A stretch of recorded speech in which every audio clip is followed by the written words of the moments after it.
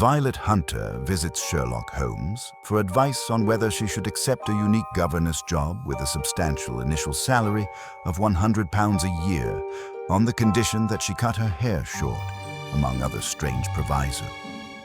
When she initially refuses, the man who made the offer, Jeffro Rucastle, increases the offer to £120.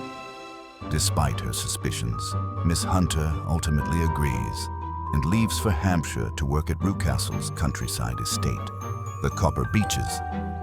Holmes orders her to contact him via telegram, should she need him.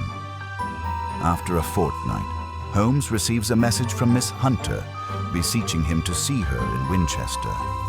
After they reunite, she explains that Rucastle would sometimes make her wear an electric blue dress and sit in the front room, with her back to the front window.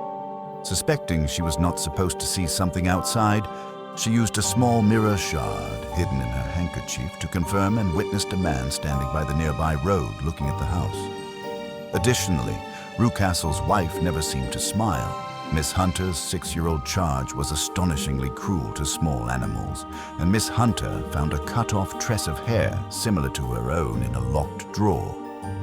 Furthermore, Carlo, a deliberately starved and vicious mastiff that only the drunken manservant Mr. Toller could control, was let loose every night to prowl the grounds.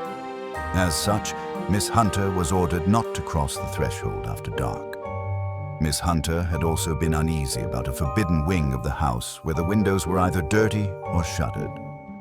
At one point, Rucastle emerged from it, looking perturbed, and claimed he was using it as a dark room. Unconvinced, Miss Hunter entered the wing when Toller left his keys in the door, only to be frightened into fleeing by a moving shadow on the other side of a locked door. She collided with Rucastle, who attempted to comfort her and ascertain what she might have found out.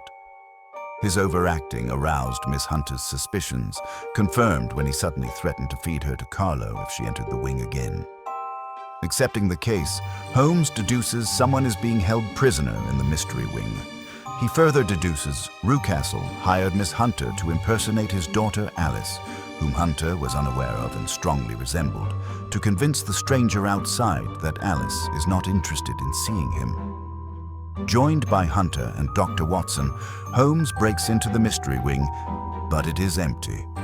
Rucastle enters. Deducing Alice has escaped and believing the trio helped her, he tries to sick Carlo on them. However, the dog had been starved for longer than usual and attacks its master until Watson kills it with his revolver.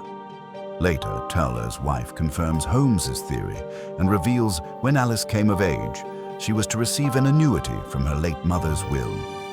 Rucastle tried to force her to sign control of the inheritance over to him, resulting in Alice falling ill with brain fever and having her hair cut off.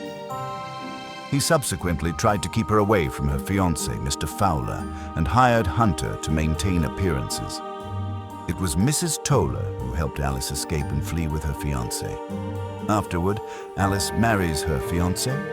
Rucastle survives as an invalid being cared for by his second wife, and Miss Hunter becomes the principal of an all-girls school in Walsall, which meets with considerable success.